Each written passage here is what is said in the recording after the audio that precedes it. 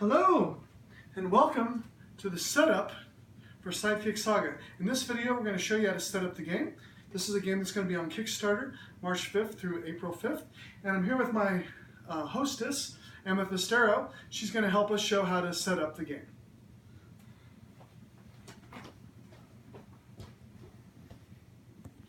So let's kind of get down to the table and see how to set this up.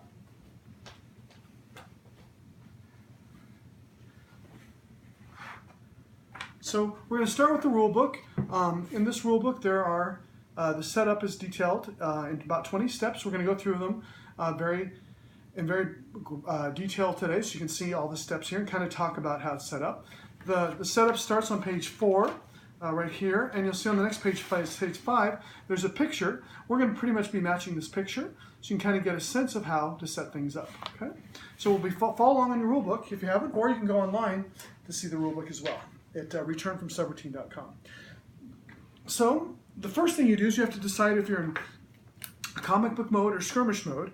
In skirmish mode, you'll use the scenario book, but we're going to go ahead and start, assuming that most people will start with issue 1 of the six issue series, and you would go ahead and read this. So the comic book issue 1 starts with an introduction, which someone will read aloud.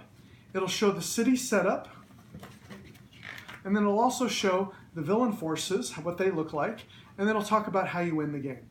So, and you don't want to read the last few pages because this is a game where stuff happens and you want to be surprised when it does happen. So this kind of sets up what's going to be happening, and we'll consult it again in a few times through the setup because again it talks about how to set the city and the locations and some of the cards you get. So we'll come back to this later. Okay, so that's issue 1. Someone will read it in the introduction aloud. Step 2 is everyone gets to choose their sidekick. We're going to be doing a 2-player game here with Blackbird and Amethyst Arrow. Okay, so along with each sidekick comes some powers. Now the game comes with, you start off with 4 sidekicks that are built in. There's 2 others that are unlocked later. You have to find the right powers. Each character has their cards listed up here. Okay, so for example, Amethyst Arrow starts with Long Shot and Gang Expert. Okay, and so what you do is you put these underneath your card like so, because what happens throughout the game is you go back and forth between hero mode and secret identity mode, and it's easier just to flip and not have anything on the card if the powers are underneath the card like so. Okay. The other thing to be careful of is that each power has 2 sides. So for example, Blackbird's powers are Krav Maga and Scientist, and you'll notice that up here in the upper corner up here is a number. So this is side 2, this is side 1. When you're starting the game, you want these to be on side 1. Basically, as you go through the game and upgrade your character, you get to unlock side 2, so it's a slightly more powerful ability. Okay, so this is step 2. You set your heroes and you've got your powers all set up. Step 3 is we set up the soy chart. Okay, now the soy chart represents the soy tokens on the soy chart. Each sidekick is going to have a soy token, and you put them, at least in the beginning of the game, put it just on randomly. And what this represents is, in case you're not sure who the bad guys are attacking, usually the sidekick of interest, the one at the top of the chart, is the one the bad guys will be attacking. So basically the whole idea of the sidekick of interest chart is disambiguation. So given a choice between Blackbird and Amethyst Arrow, are they equal choices? No, because Amethyst Arrow is at the top of the chart. And if Blackbird comes along and defeats a villain and rockets to the top, then he's the sidekick of interest. Okay, so these there can never be 2 sidekick of interest tokens on the same level of the chart. It's always used for disambiguation. So that's what the sidekick of interest chart is. Step 4, we place out the heroic items tableau. Okay.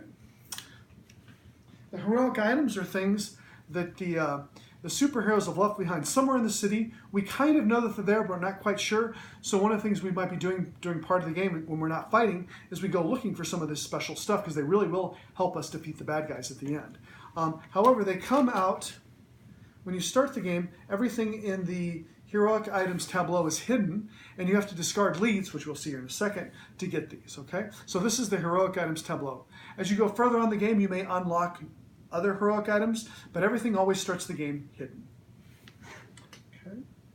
All right, step 5, arguably the most important part of the game, is each player takes a turn summary card. These, there's a number of rules in the game, and as you get it pretty quickly, but the turn summary card, if each player takes one, this really keeps the game flowing. You pretty much just need the turn summary card to get going in the game. Okay. Step 6 is find the locations. Okay. So there's a location deck with about 72 cards in it, and we're going to set up the city. So you'll notice here it says see your comic book, because the comic book defines what the city looks like, okay? As you get further on in the game, new locations will be unlocked, locations will be destroyed, and the city geography will change. So this is the beginning city, what it looks like, okay? You'll also notice that the Hero HQ does not start in play. This is where the heroes, meet and have secret meetings and such.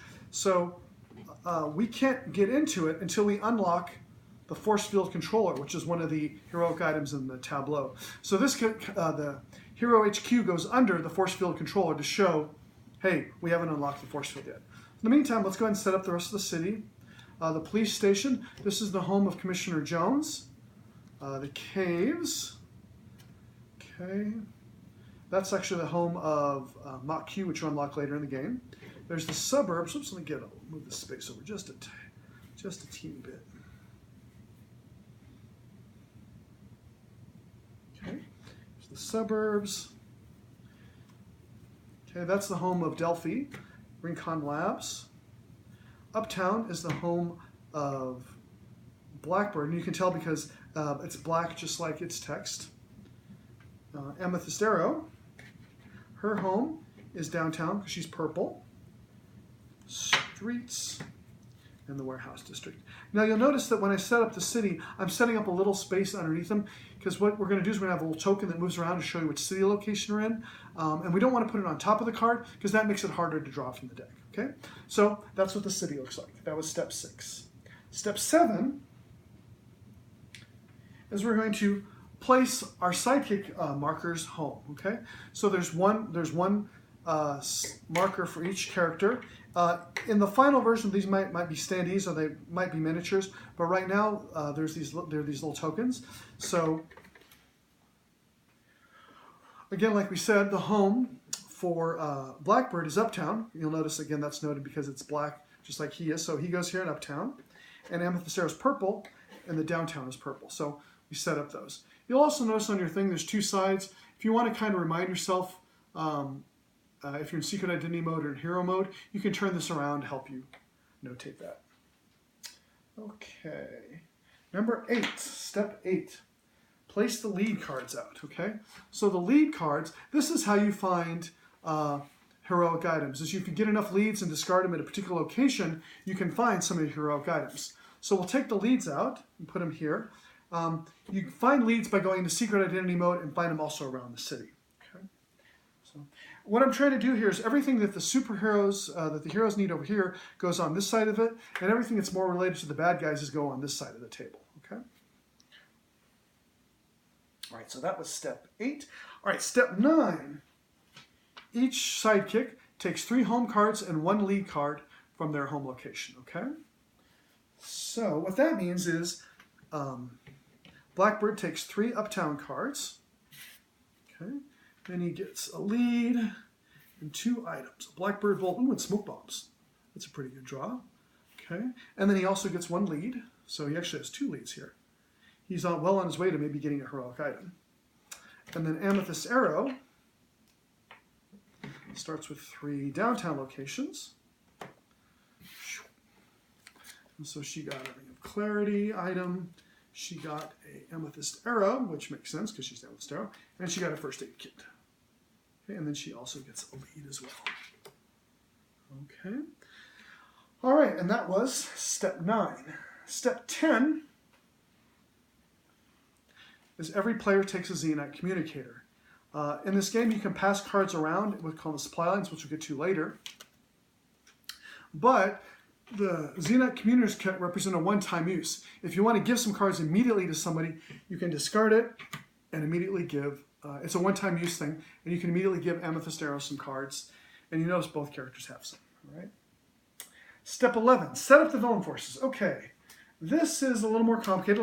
We have to talk about this for a second. So step 11 is setting up the villain forces. So this is where we want to consult our comic book issue. And our comic book issue shows what the villain forces look like. So this is the structure they come out in. And so where are these cards? Well, at the beginning of the comic book issue, it tells you, hey, go to the adventure deck and pull out the cards for your particular issue. So let's take a look at, the game comes with 2 adventure decks. This adventure deck covers issues 1 through 3, and this adventure deck covers issues 4 through 6. So we don't need deck 2 at this time. Okay. So what we do is we open up the adventure deck, and we don't want to read too far. So we read the top card saying, do not proceed unless you're ready to start issue 1. We are. So we go and look at this. All right, turn this card over. We're ready to start issue 1. We're ready. And this tells me what's on here. What's in issue 1 are 11 villain forces and 6 bad news. So we take the villain forces out of here, and then the 6 bad news as well. These are what are called issue-specific bad news. We'll talk about these when we get to the bad news setup, but we'll put these to the side for now. Okay. And then we get to the end of issue 1. It says, stop, do not proceed until you've either won or lost. So after we win or lose this game, we'll come back here and see if we get an upgrade or what. Okay. So we'll go ahead and put this to the side for now because we don't need this until the end of the game. All right, so set up the villain forces. So the comic book issue describes what these look like in the setup. So you consult it and you see that it sets up a hierarchy like so with our villain forces, okay? And the idea of the hierarchy is very simple. This is what represents protection. So these 2 villain forces protect this villain force. These 2 protect this one, and these 2 protect this one, and so on. And if you look in your comic book issue, it'll actually show you which villain forces protect other. The idea of protection is you can't attack this level 2 villain force until you've defeated the 2 level 1 villain forces protecting it. Okay, so that's the idea of protection. Okay, so there we go. Step 11, we've set up our villain forces. Step 12 is we place our peril numbers. Okay, so the peril numbers, there's a number of them. There's 2 of them for each number. So we're going to see 1 through 12. The first purpose of the peril numbers is to show that the order that these come out. So we're going to put, so notice we're putting 2 number 1s here. What's going to happen is when this is revealed, this is going to go to the city. But for the moment, and if you look at your comic book issue, it very clearly shows the order that these are going to come out. And you pretty much just want to match the picture that's in your comic book issue for your villain forces. Okay. There are 13 total peril numbers, or sorry, 26 total peril numbers. For this particular issue, you don't need the 13, but you do in later issues. So we'll put those to the side for now. Okay. So that is step 12, taking your peril numbers, and these will show you the order in which the villain forces are revealed. Okay. Step 13 is we're going to reveal the villain forces. Okay. We're going to reveal N+1. So we're playing a 2-player game. There's actually 2 sidekicks. If you play a 1-player game, you're playing 2 sidekicks as well. But so for the number of sidekicks in play, you reveal 1 more. In this case, we're going to reveal 3 villain forces at the start of the game. Okay? And so what does reveal mean? What reveal means, we're going to reveal these first 3. So we turn it over, and now this can attack, and we can attack it as well. So if you take a look at this minion, okay, it tells you what its home location is. If you look closely, you'll see that the Lieutenant Ben's home is the streets. So we go ahead and leave it here in the protection hierarchy, and we put a 1 here in the streets to show that Lieutenant Ben is overseeing the streets. Okay. Turn over this one. This is level 2. Lieutenant Jerry is overseeing the warehouse district, and the elves are overseeing the suburbs. Okay. So the whole idea of the peril numbers is you can look at a glance and tell that these are the locations in peril: the warehouse district, the streets, and the suburbs, without having to look and see, hey, what's Lieutenant Ben's home? Strictly speaking, you don't need these peril numbers, but they make it easier to associate what locations are in peril with what villain forces and these particular minions are out. So that's the idea of the peril numbers, okay? And when you actually do defeat a villain, simply put it back in the power structure, because sometimes you need to remember what the structure was, okay? All right, so that was step 12. Step 13 was reveal. All right, what's step 14? Step 14 is we place the city terror chart out, okay? The city terror represents how the city is feeling. If the city descends all the way into anarchy after 16 city steps, then the sidekicks lose the game. The city is just falling apart and there's nothing that can be done. Okay, so the city terror represents how the city's feeling at any time. Beginning of the game, as city terror is 1 through 5, there's no penalty. At 6 through 10, it makes it harder to pass cards along the supply line. You actually limit how many you can pass. And finally, it makes it harder to move as the streets are just stuffed with looting and riots and everything. You have to discard cards to move extra. So that's what the city terror chart represents. And we start out at level 1. You might notice here, if you look at the city terror and the sidekick of interest chart, you'll see that they actually are part of the same picture. Just that's why you put them on top of each other like that. Okay, that is the city terror chart.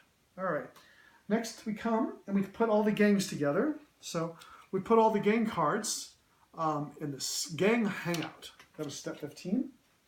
So the gang hangout, we're going to go ahead and put that right next to the city terror chart. And the reason is the gangs typically are the things that cause the most city terror to happen. So to remind you, if there's active gangs in the city, you're going to update the city terror chart. Okay, so we'll put, this is also the gang discard. So after you defeated a gang, it'll go back to the gang hideout here. Okay. Step 16 is we want to start a villain forces, a prison, next to the sidekick of interest chart. You might say, okay, why is that so important to do that? When a sidekick defeats a villain, he immediately rockets to the top of the soy chart. So let's say, for example, Blackbird defeated Lieutenant Ben. We put Lieutenant Ben in the discard right next to the soy chart. That'll remind him, oh, that's right, now that I've defeated him, I rocket to the top. In this case, it doesn't matter because Blackbird's already at the top of the chart. But that's the whole idea of putting the discard for the villain forces right next to the sidekick of interest. This is the prison, the maximum security prison that they go to. Okay. All right, step 17. Now this is probably one of the more complicated steps in the game. If you look at the directions, it looks like it's a lot of steps. It's really not, it's pretty straightforward. Bad news, you take a look at your comic book issue and you'll see that, for example, in this particular issue, we get 6 issue-specific bad news. There's 2 easy bad news, 2 medium bad news, and 2 hard bad news, okay? And you can tell that they're issue specific because they have a picture of your villain on there, and they also say at the top of the bad news card, they show villainous plot hard, villainous plot medium, or villainous plot easy, and so on, okay? So these are particular to your issue. What you want to do for this step is that there's a bunch of generic cards, and you can tell the generic cards because they have the little globe here in the corner, but they also, you can tell them because they don't have a bad guy on it, or easy, hard, or medium. So these are the generic bad news. And the basic idea is you want to set up the bad news. Okay? There's going to be 6 bad news in the morning, 6 bad news in the afternoon, and 6 bad news at night. Okay? The 2 easy ones, 2 easy villainous plots go in the morning. The 2 medium bad news go in the afternoon, and the 2 hard ones go at night. And there have to be 6 bad news per turn, regardless of whatever game configuration you plan. There's always 6 bad news per act. So we're going to take 4 generic ones, put them in here. Take 4 generic ones, put it here, and take 4 generic ones and put it here. So now we take the rest of the bad news cards. We don't need them for the rest of the game. We take these and shuffle them. So you notice that they all look like just generic bad news, but there's 4 generic ones and 2 hard ones in here. And the same for this. There's 2 medium ones in here and 4 generic ones. And similarly here, there's 2 easy ones. Shuffle these up, whoops, and put them in here. Okay, so you put the morning on top of the afternoon, on top of the night, and that forms your bad news deck. Okay. So again, it's the directions are very technical, but the idea is very simple. 6 bad news in the morning, 6 bad news in the afternoon, and 6 bad news at night. And there you go. You've set the bad news deck up. Okay. Step 18, replace the POW tokens. The POW tokens are really just markers so that we can notate when we get hit, when we defeat, or when we do damage to ourselves, or when the bad guys damage us. We have to put POW tokens out to show that. When we start the game, we start off with 12 hit points for the good guys, unless we're playing 3 players, then we start with 10, and if we're playing 4 players, we start with 8. And we can use the power tokens to notate that. Okay, in the final game, these will be much higher quality. This is just something to keep us going for now. Finally, we place the supply lines. The supply lines show the direction that when we pass cards. It doesn't matter too much in a 2-player game because when you pass cards, you pass down with this arrow and this arrow passes the blackboard. But in a 3 or 4-player game, it makes a big difference because you can only pass cards one direction. So the supply lines is there to show you which direction you pass cards during the populate supply lines thing. Okay? And then finally, we are ready to start the game. Okay? So this is how everything's set up. Come back for our next video and we'll show you actually how to play the game. Thank you so much for hanging out with us, and this is how you set up Sidekick Saga.